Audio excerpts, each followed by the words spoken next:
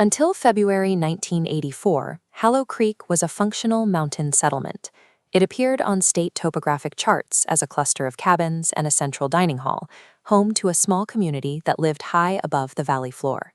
When a massive avalanche struck that winter, the town was wiped away.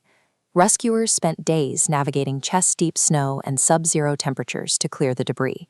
They eventually recovered 11 bodies from the wreckage, but the list of victims was incomplete. 6-year-old Peter Hale disappeared during the slide and was never found. For 40 years, his missing persons file remained the only open case in the county. In the spring of last year, the county officially closed Peter's file. They didn't find his remains or any new forensic evidence in the valley. They closed it because of what happened when 2 people returned from the disaster site with an account that defied the physical landscape. Photographer Nora Bishop and search and rescue coordinator Daniel Ferro hiked to the last known coordinates of the village. According to the current maps, they should have found nothing but a field of boulders and old timber. Their report forced the county to look past standard investigation. To find Peter Hale, they had to understand a place that officially no longer exists. The encounter began when Nora and Daniel's truck stalled out in a total whiteout. They were miles from the trailhead, stranded in a storm that made it impossible to see their own boots. Through the wind, they smelled wood smoke. Following the scent led them to warm gold lights rising out of the snow, a fully populated village standing exactly where the maps insisted there was only empty space. Inside the main hall, time behaved strangely. An analog clock on the wall ticked every second, but the hands remained stuck at 6:40. No matter how long they stayed, the time in the room never changed. The townspeople were just as rigid. Daniel noticed the same 2 men having a conversation by the fire, repeating the same jokes and gestures word for word every 20 minutes. Every detail followed this pattern. The fire never burned to ash, the bread baskets remained full, and the coffee never cooled. The entire room was locked in a single repeating moment. This wasn't a haunting in the traditional sense. The village provided a perfect, unchanging welcome that seemed designed to keep its guests from ever looking for the door. Evidence of how long this had been happening sat in a guest book by the front door. Its pages were soft and yellowed, containing names dating back decades. Nora found her grandmother's signature from February 1984.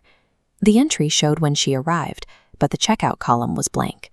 Her grandmother had returned from the mountain that year, but her name remained on the list. When they tried to leave, the village reacted. The front door didn't just lock, it vanished.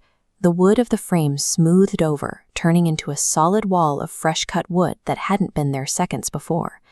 Above the fireplace, the town's founding family portrait began to shift.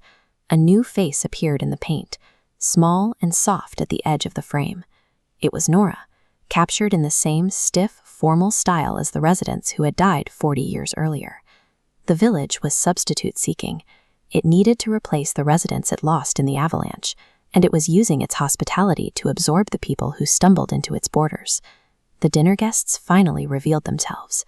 The 12 people at the table were the same 11 victims Daniel had helped recover from the snow in 1984. The final seat belonged to the boy in the red coat.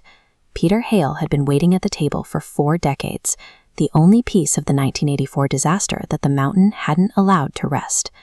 Daniel didn't try to run. He walked to the boy and knelt down, formally ending the search he had started as a teenager. He told Peter that the work was done and it was time to go home. The clock on the wall finally clicked to 6:41. The lanterns dimmed, the guests slowly faded into the shadows, and the walls of the dining hall dissolved. Daniel and Nora walked out into a quiet, ordinary valley. There were no lights and no wood smoke. Behind them lay only a field of snow and the remains of a town that had been gone for 40 years. Fulfilling a 4-decade-old promise to a lost child provided the only evidence the county needed. Some searches only end when the person looking finally stops needing to.